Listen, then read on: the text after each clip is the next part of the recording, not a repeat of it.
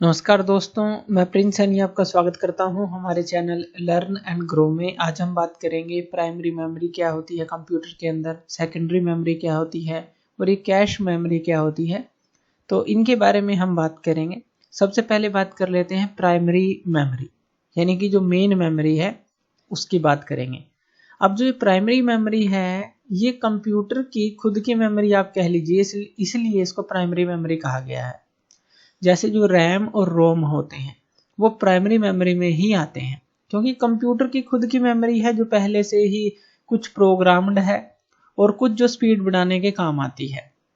यानी कि कंप्यूटर के काम की ही है वो मेमोरी जो वो खुद काम करता है, स्पीड बढ़ाता है, स्टोर रखता है कुछ प्रोग्राम्स को, तो इसलिए इसको प्राइमरी मेमोरी बोल दिया जाता है। और ये जो प्राइमरी मेमोरी होती है इसको आप मेन मेमोरी और इंटरनल मेमोरी भी इसलिए बोलते हैं कि इसकी खुद की इंटरनल मेमोरी जो है कंप्यूटर की, तो इसलिए इसको प्राइमरी मेमोरी बोला जाता है और इंटरनल मेमोरी या फिर मेन मेमोरी इसको बोला जाता है। ये जो है डाटा और प्रोग्राम को सीपीयू को देती है, यानी कि ऐसा कह लीजिए जो इसके अंदर मेमोरी के अंदर वो सारा डाटा और प्रोग्राम स्टोर होते हैं जो कि सीपीयू के द्वारा यूज किए जाते हैं और आवश्यकता अनुसार उनका उपयोग करके आउटपुट हम लेते हैं। तो सीपीयू इन्हीं जो इंटरनल मेमोरी के पास डाटा और प्रोग्राम है उनका यूज करता है और आउटपुट हमें देता है कैलकुलेशंस के बाद। अब इसके दो टाइप हमारे पास आ जाते हैं। पहला टाइप है रैम, RAM। इसको हम रैंडम एक्सेस मेमोरी भी बोलते हैं। इस तरह की एक कंप्यूटर के अंदर आपने देखी होगी, मदरबोर्ड के ऊपर लगी होती है ये जो रैम होती है ग्रीन कलर के अंदर, और ऊपर इसके ब्लैक ब्लैक तरह की ये चिप्स लगी होती हैं, ये चिप होती हैं, तो ये रैम होती हैं। इसके अंदर भी हमारे पास दो आ जाती हैं, एक स्टैटिक रैम और एक डायनामिक रैम आ जाती हैं। अभी इनको पढ़ेंगे कि ये क्या होती है। पहले इनका टाइप देख लेते हैं जो प्राइमरी मेमोरी है। तो एक रैम हो गई रैंडम एक्सेस मेमोरी, जिसमें स्टैटिक रैम इसको आप एस रैम के नाम से भी जानते हैं और डायनामिक रैम इसको आप डी रैम के नाम से भी जानते हैं। दूसरा होता है रोम, जिसको हम रीड ओनली मेमोरी बोलते हैं। रीड ओनली मेमोरी के अंदर हमारे पास टाइप आ जाते हैं। इस तरह का ये रोम होता है, ब्लैक तरह का, इस तरह की एक चिप सी होती है और जिसके अंदर इस तरह की ये हमारे पास लंबे लंबे लिंक होते हैं जो मदरबोर्ड के अंदर फिट किए जाते हैं। तो इस तरह से ये रोम होता है। ये रैम हो गई, एक प्लेट सी होती है जिसके ऊपर कई तरह की चिप्स आप देख सकते हैं, और ये जो होता है रोम होता है, रीड ओनली मेमोरी। इसके अंदर जो टाइप आते हैं वो आता है पी रोम, जिसको हम प्रोग्रामेबल रीड ओनली मेमोरी बोलते हैं। इसको भी पढ़ेंगे, अभी इन सबको पढ़ेंगे। दूसरा होता है EPROM, erasable programmable read only memory. उसके बाद आता है EEPROM, electrically erasable programmable read only memory. तो ये टाइप आपको पता चल गया। चलिए इनको अब एक एक से करके डिस्कस करते हैं। सबसे पहले रैम होती क्या है, रैम के बारे में जान लेते हैं, यानी कि रैंडम एक्सेस मेमोरी होती क्या है इसके बारे में जान लेते हैं। ये जो मेमोरी होती है डायरेक्टली यूज की जाती है, जो कंप्यूटर के द्वारा डायरेक्टली यूज होती है। यानी कि कोई भी आप काम कर रहे हो तो रैम वहां पर डायरेक्टली यूज होती है। कोई भी काम आप कर रहे हो कंप्यूटर के अंदर, चाहे आप कोई सॉफ्टवेयर चला रहे हो, चाहे आप कोई गेम खेल रहे हो, चाहे आप कोई म्यूजिक सुन रहे हो, चाहे कोई काम कर रहे हो, तो डायरेक्टली वहां पर ये यूज होती है। सीधे तौर पर आप कह सकते हैं कि यूज होती है ये हमेशा। ये जो है हमारी रीड और राइट मेमोरी होती है, इसको कहा जाता है कि read write memory. Read write memory का क्या मतलब है कि जैसे आप कोई भी काम कर रहे हैं तो इसको जो है पढ़ा और लिखा जा सकता है। एक तरह से ऐसे कह लें कि कोई भी प्रोग्राम जो है आप चला रहे हैं उसके अनुसार ही ये डायरेक्टली यूज होती है, उसके अनुसार ही इसको हम राइट कर सकते हैं। ये अपने आप राइट हो जाती है एक तरह से कंप्यूटर के अंदर, कि आप जो भी प्रोग्राम कर रहे हैं, जो भी आप सॉफ्टवेयर चला रहे हैं, कुछ भी, तो उसके अनुसार ये यूज होती रहती है। तो रीड राइट मेमोरी इसको बोला जाता है। लेकिन ये वोलेटाइल मेमोरी होती है। वोलेटाइल मेमोरी का क्या मतलब है, मान लीजिए काम करते समय आप कुछ भी काम कर रहे हैं, कुछ गेम खेल रहे हैं, कुछ मूवी देख रहे हैं, कुछ म्यूजिक सुन रहे हैं, तो होगा क्या, जैसे ही मान लीजिए पावर कट हो जाता है, पावर चली जाती है कंप्यूटर से, तो ये पूरी की पूरी जो रैम है, अगर हम कहें कि ये खत्म हो जाती है, इसकी जो मेमोरी है। तो अगर आप इसको चलाते हैं दोबारा से, आपको प्रोग्राम जब आप चलाएंगे तो स्टार्टिंग से ही आपको वो काम करना पड़ेगा। इसलिए हम कहते हैं कि वो काम जो है सेव करते रहना चाहिए जो भी आप काम करते हैं। अगर पावर कट हो जाए तो ये जो है भूल जाती है ये जो मेमोरी है कि वो काम कहाँ पे था, तो वो हमें दोबारा से ही स्टार्ट करना पड़ता है। तो ये है, इसीलिए पहले जो डेस्कटॉप होते थे उनके अंदर यूपीएस को लगाया जाता था। आजकल जो लैपटॉप है उनके अंदर बैटरीज को लगाया जाता है, ताकि जो पावर है मेंटेन रहे और हम कोई भी काम अपना खो ना दें जो कर रहे हैं। तो ये वोलेटाइल मेमोरी होती है। वोलेटाइल मेमोरी होती है, रीड राइट मेमोरी कह लीजिए, डायरेक्टली यूज्ड मेमोरी होती है रैम। आपको पता ही है आजकल जो फ़ोन है, लैपटॉप है, तो ये ज़्यादा से ज़्यादा रैम के अंदर आते हैं। क्यों? ताकि उनकी स्पीड को इंक्रीज किया जा सके। उनकी जो रैंडम एक्सेस मेमोरी है, डायरेक्टली यूज वाली मेमोरी है, फटाफट से कोई भी प्रोग्राम आप कर रहे हैं फटाफट से वो हो, फटाफट से ओपन हो, फटाफट से चले, इस तरह से यूज की जाती है। अब इसके अंदर बात कर लेते हैं। इसके अंदर दो तरह की रैम होती है, स्टैटिक रैम जिसको आप एस रैम भी बोलते हैं। इसके क्या क्या हमारे पास मेन पॉइंट होते हैं। एक तो ये कॉस्टली होती है स्टैटिक रैम। अगर डायनामिक रैम से देखें, डायनामिक रैम को भी अभी समझेंगे, पहले इसको समझ लेते हैं। स्टैटिक रैम जो होती है कॉस्टली होती है, महंगी होती है, हायर स्पीड इसकी होती है, लेस कंजप्शन ऑफ इलेक्ट्रिसिटी होती है। लेकिन अगर हम इसको देखें कि कॉन्स्टेंटली ये कंजप्शन ऑफ इलेक्ट्रिसिटी तो करती ही रहती है, तो वो चीज़ भी यहाँ पर हमें ध्यान रखनी है। ये जो बनी होती है static RAM, internal flip flop की बनी होती है। फ्लिप फ्लॉप यानी कि जो एक बिट को स्टोर कर सकते हैं, इस तरह के सर्किट्स की बनी होती है। लो स्टोरेज इसके अंदर होती है, जैसे कि हमने कहा कि वोलेटाइल मेमोरी है, एकदम से जो है अगर पावर कट हो जाए सारी जो मेमोरी इसकी खत्म हो जाती है, इसलिए काफ़ी लो स्टोरेज रखती है ये अपने पास। और अकॉर्डिंग टू प्रोग्राम ये चलती है, अकॉर्डिंग टू प्रोग्राम अपने पास स्टोरेज रखती है। इसको आप कैशे मेमोरी की तरह कह सकते हैं। कैशे मेमोरी को अभी आप समझेंगे। अभी ये जान लीजिए कि जो स्टैटिक रैम है as a cache memory use होती है, ताकि स्पीड को बढ़ाया जा सके जो भी हम काम कर रहे हैं। और जो इसके अंदर इंफॉर्मेशन स्टोर्ड होती है वो in the form of voltage होती है। तो ये स्टैटिक रैम होती है। अगर हम डायनामिक रैम की बात करें, ये कॉस्टली थी स्टैटिक रैम, तो डायनामिक रैम जो है इससे सस्ती होती है, क्योंकि ये स्पीड के लिए काम आती है जो स्टैटिक रैम है। डायनामिक रैम जो है थोड़ी सस्ती इससे होती है। दोनों ही पार्ट रैम के ही हैं और एक तरह से इनका एक संतुलन बनाया जाता है रैम के अंदर ही। लेकिन अगर इनको अलग अलग से देखें तो डायनामिक रैम जो है थोड़ी सस्ती होती है और लो साइज की होती है।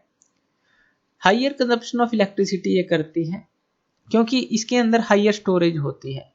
और इसके अंदर एक रिफ्रेशिंग सर्किट भी होता है कि जो थोड़ी सी मेमोरी को स्टोर रखता है, बार बार रिफ्रेश होता रहता है। लगभग 2 मिलीसेकंड का वक्त होता है, बार बार से वो रिफ्रेशिंग सर्किट जो है इसको रिफ्रेश करता रहता है। उस रिफ्रेश होने के कारण से इसको हर बार एनर्जी की जरूरत पड़ती रहती है। इसके अंदर लेस कंजप्शन ऑफ इलेक्ट्रिसिटी, इसलिए हम कह रहे हैं कि कॉन्स्टेंटली इसको इलेक्ट्रिसिटी चाहिए कॉन्स्टेंट, लेकिन इसको बार बार से ब्रस्ट अमाउंट में, एक तरह से काफ़ी ज़्यादा अमाउंट में इलेक्ट्रिसिटी चाहिए जब ये रिफ्रेश होती है, बार बार रिफ्रेश होती है, इसलिए रिफ्रेशिंग सर्किट इसमें लगाया जाता है।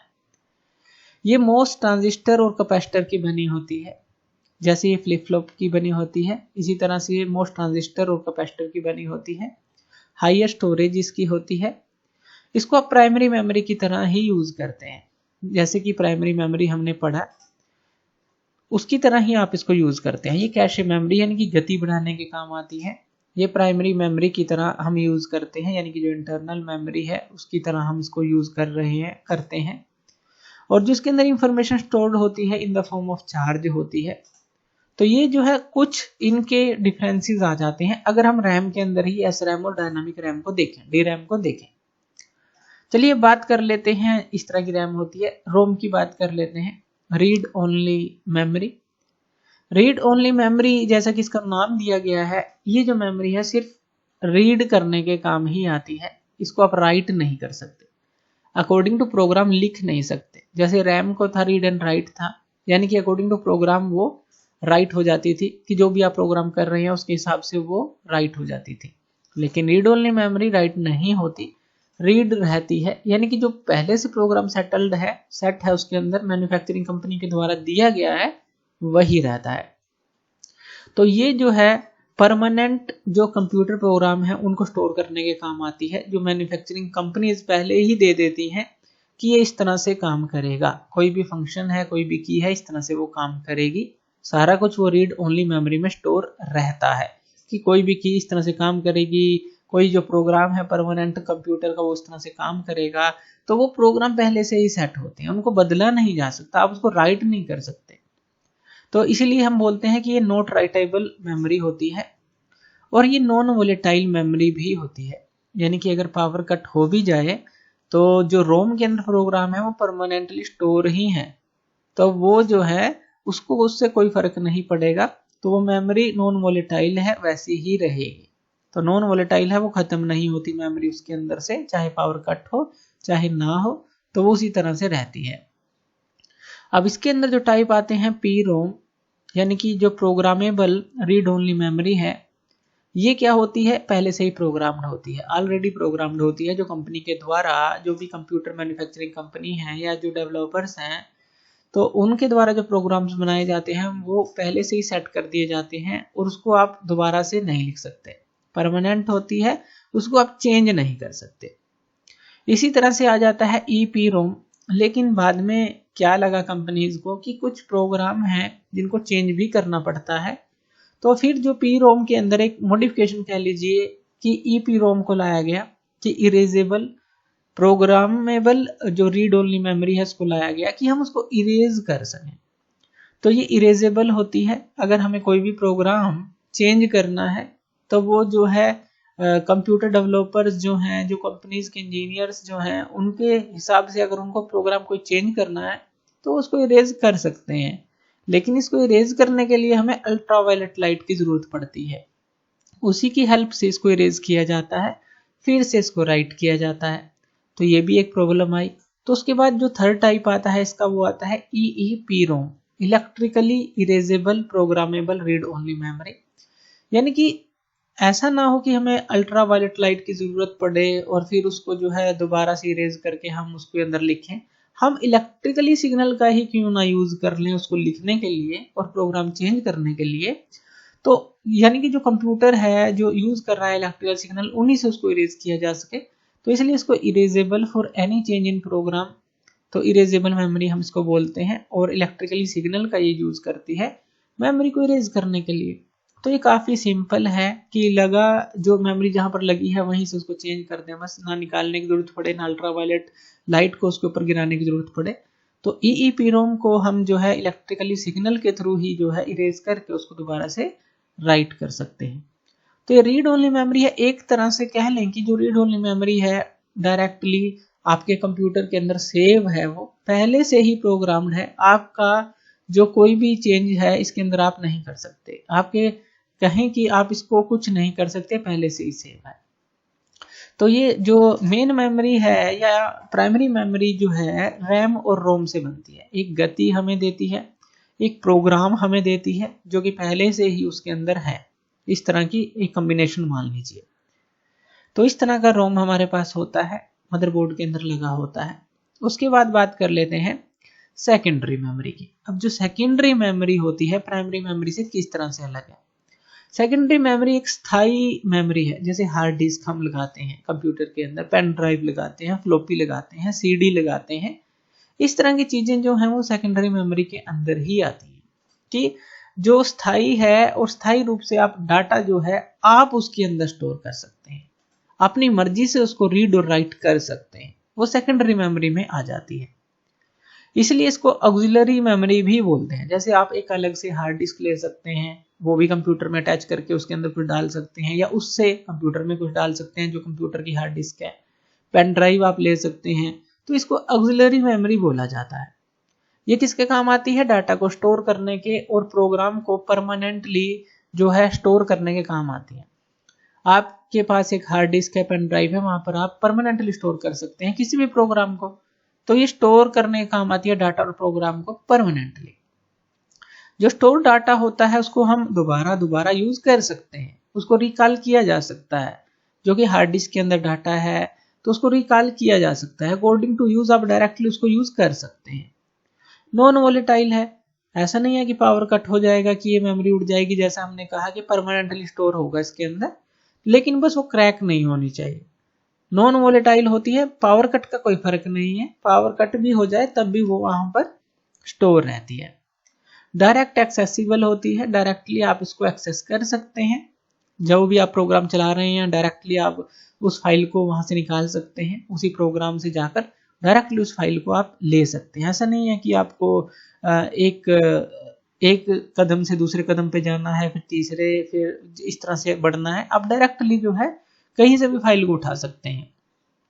अब इसके जो है दो तरह के प्रकार होते हैं हमारे पास, उसी के अंदर सारी मेमोरी आ जाती है। एक तो होती है सीरियल एक्सेस मेमोरी, दूसरी होती है रैंडम एक्सेस मेमोरी। अब सीरियल एक्सेस मेमोरी कौन सी है वो हम जान लेते हैं।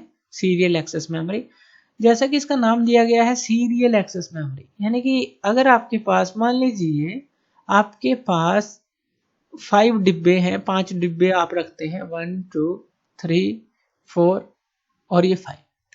अगर मैं कहूं कि आपको 4th डिब्बा ओपन करना है, और जब आप इसको ओपन करेंगे तो आपको करना क्या पड़ेगा, पहले तो पहले डिब्बे को ओपन करना पड़ेगा, फिर दूसरे को, फिर तीसरे को, फिर इस 4th पे आप आएंगे, फिर ये ओपन होगा।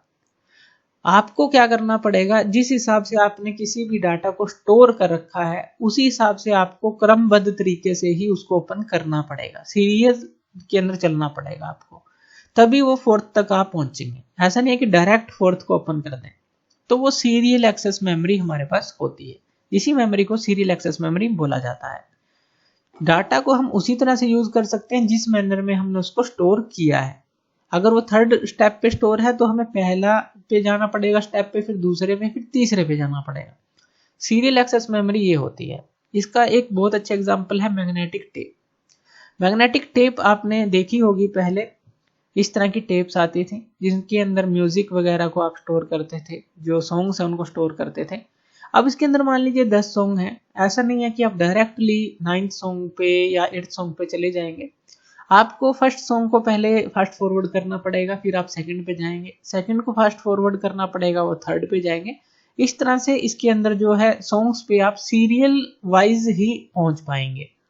ये जो यहाँ पर रिबन होता है ये प्लास्टिक का बना होता है, लगभग 1/2 इंच का ये चौड़ाई में होता है, और यहाँ पर ये रोलर होते हैं जिसके ऊपर इसको यहाँ पर इकट्ठा किया जाता है एक जगह से। जैसे ये रोलर है, जब ये घूमेगा तो यहाँ पर ये भी घूमता है, तो एक तरफ से जाता है और दूसरी तरफ ये इकट्ठा होता रहता है।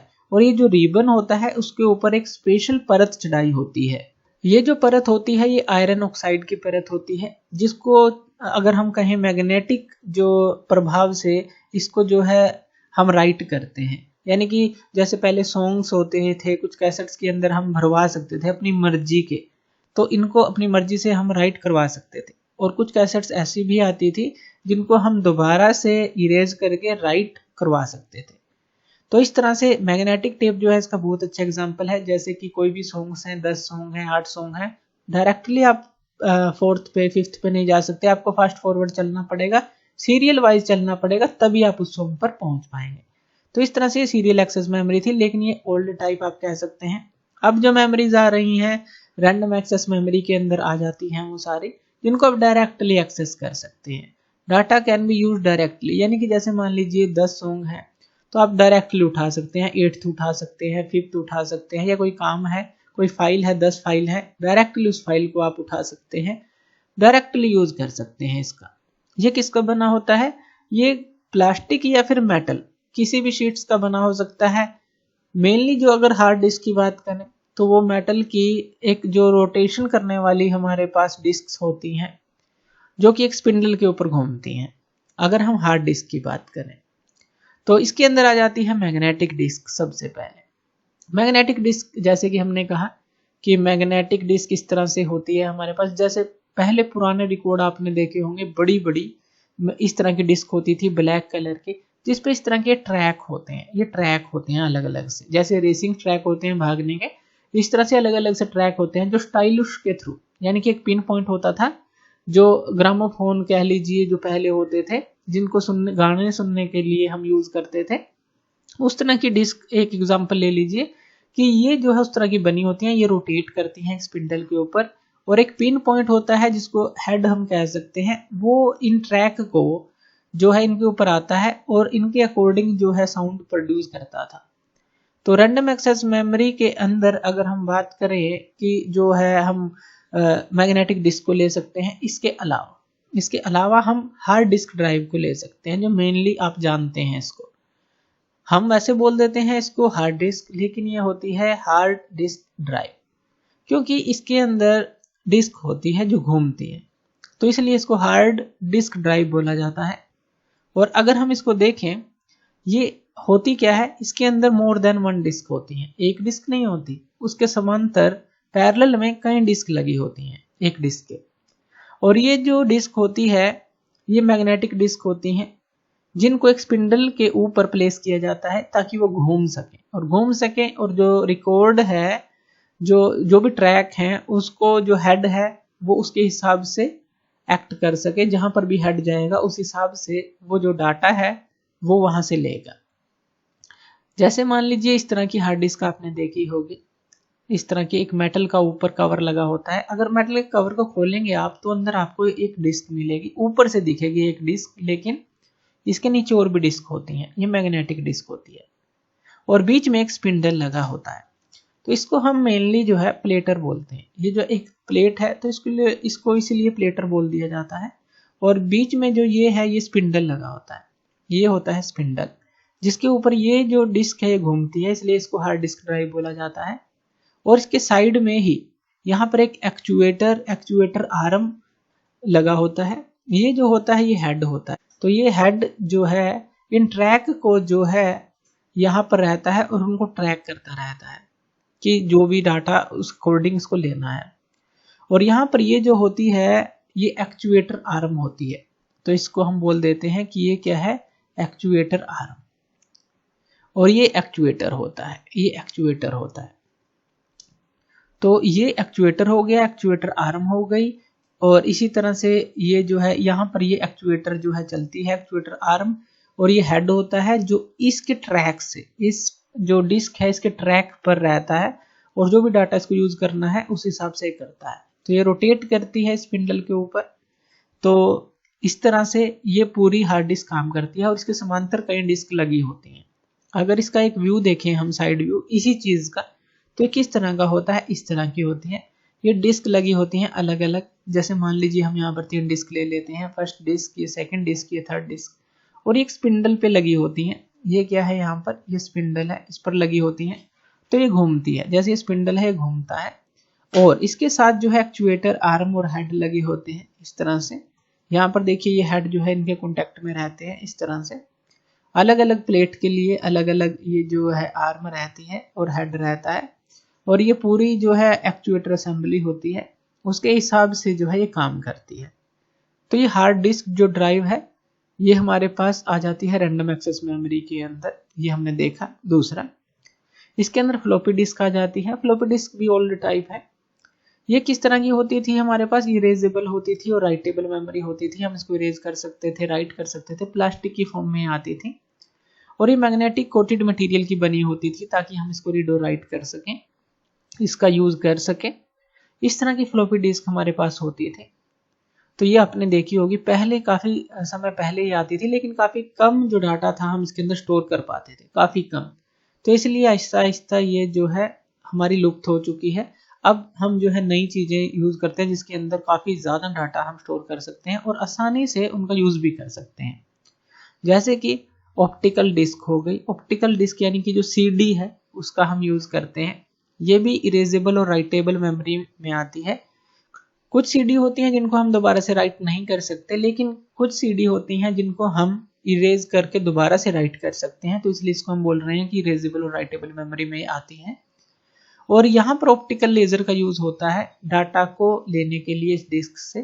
तो जो ऑप्टिकल लेजर का, जैसे सीडी रोम आपके कंप्यूटर में होता है, तो वहां पर जो है आप इसको राइट भी कर सकते हैं, कोई एक सीडी बर्न कर सकते हैं। तो उन सारी चीजों का जो यूज है अगर हम देखें, वहां पर ऑप्टिकल लेजर का यूज होता है। सीडी जो है इसका एक एग्जांपल है। इसके अंदर इरेजेबल आप ले सकते हैं या सिंपल कोई भी सीडी ले सकते हैं, तो एक सीडी इसका एग्जांपल होता है। उसके बाद ले लेते हैं पेन ड्राइव। इसको तो आप जानते ही होंगे। पेन ड्राइव जो है इन सब चीजों की जगह ले चुकी है, सीडी की जगह, फ्लॉपी की जगह। अब पेन ड्राइव जो है एक काफी हैंडी होती है। पेन ड्राइव नाम क्यों दिया गया है, एक शॉर्ट पेन की तरह ये होती है, इरेजेबल और राइटेबल मेमोरी होती है ये भी। शॉर्ट पेन की तरह होती है। ये यूएसबी के अंदर जो कंप्यूटर की यूएसबी पोर्ट होती है उसके अंदर इसको लगाकर हम डाटा को ट्रांसफर कर सकते हैं, इसके अंदर स्टोर कर सकते हैं, इससे डाटा ले सकते हैं। इस तरह की ये पेन ड्राइव होती है। इसके आगे इस तरह से यहाँ पर सर्किट सा लगा होता है, अंदर पूरा एक सर्किट होता है जिसके थ्रू ये यूएसबी में पोर्ट में जाती है और इसके थ्रू हम डाटा ले सकते हैं। तो ये हमारी होती हैं सेकेंडरी मेमोरी के अंदर आ जाती हैं सारी मेमोरीज। इसी तरह से हमने देखा प्राइमरी मेमोरी में रैम और रोम आता है। रैम के अंदर हमने देखा एस रैम और डी रैम आता है, और रोम के अंदर हमने देखा कि जो हमारे अलग अलग टाइप आते हैं, P ROM, E P ROM, E P ROM, तो वो सारे टाइप होते हैं। और सेकेंडरी मेमोरी के अंदर हमने ये देखा कि ये हमारे कुछ जो ऑक्सिलरी मेमोरीज आती हैं। कैश मेमोरी की बात कर लेते हैं। कैश मेमोरी क्या होती है? अब कैश मेमोरी जो होती है एक हाई स्पीड मेमोरी होती है। जैसे कि हमने देखा था कि जो एस रैम है वो as a cache memory use होती थी क्योंकि हाई स्पीड मेमोरी है। अभी देखेंगे इसका यूज। और ये सीपीयू और मेन मेमोरी के बीच में कह लीजिए कि प्लेस होता है, या प्रोसेसर और मेन मेमोरी के बीच में कह लीजिए ये प्लेस होता है। जैसे मेन मेमोरी है मान लेते हैं और ये प्रोसेसर है, इन दोनों के बीच में कैश मेमोरी होती है। वैसे क्या है, अगर आप कोई काम कर रहे हैं तो मेन मेमोरी से और प्रोसेसर से जो डाटा है वो आदान प्रदान होगा, जो भी प्रोसेसेस हैं इन दोनों के बीच में होंगी। लेकिन क्या हो, आप बार बार कोई प्रोग्राम कर रहे हैं, डेली आप मान लीजिए कोई प्रोग्राम कर रहे हैं, कोई सॉफ्टवेयर कर रहे हैं, कोई भी चीज़ आप ओपन कर रहे हैं, बार बार कोई काम कर रहे हैं, हर रोज कर रहे हैं, तो ये जो कैश मेमोरी है वो उस डाटा को इकट्ठा कर लेती है। तो उसके लिए आपको ऐसा नहीं है कि फटाफट से बार बार आपको वही काम करना है, ये आपको थोड़े हिंट दे देती है, आपके अनुसार ये जो है उस काम को आसान कर देती है। जैसे कंप्यूटर के अंदर आप कोई फाइल बार बार खोल रहे हैं तो रीसेंट सर्चेज के अंदर आपको कुछ वो फाइल दिख जाती हैं कि आप ये फाइल बार बार ओपन कर रहे हैं, या आप कोई चीज़ सर्च कर रहे हैं तो कैश मेमोरी के थ्रू पहले ही वो आ जाता है कि आप इस चीज़ को सर्च करने वाले हैं, तो आप इसको फिल कर सकते हैं। तो ये सारा कुछ डाटा कैश मेमोरी में आ जाता है। कैश मेमोरी का काम क्या है? एक तरह से जल्दी काम करने के लिए कुछ मेमोरी इकट्ठा कर लेना। कुछ मेमोरी को वो फिर जो है डेली के काम है उनके लिए वो उसको यूज करती है, तो इसलिए इसको कैश मेमोरी बोला जाता है, ताकि फटाफट से हम काम कर सकें।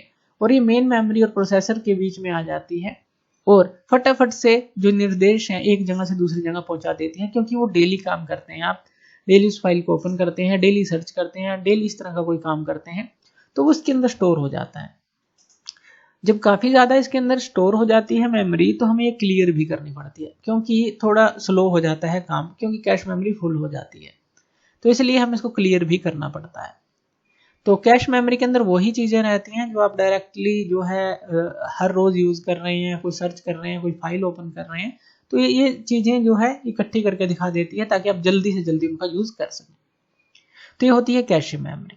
तो ये था हमारे पास प्राइमरी मेमोरी, सेकेंडरी मेमोरी और कैश मेमोरी। तो थैंक यू वीडियो देखने के लिए, और इसी तरह की वीडियोस के लिए आप हमारे चैनल लर्न एंड ग्रो पे हमें सब्सक्राइब कर सकते हैं। धन्यवाद।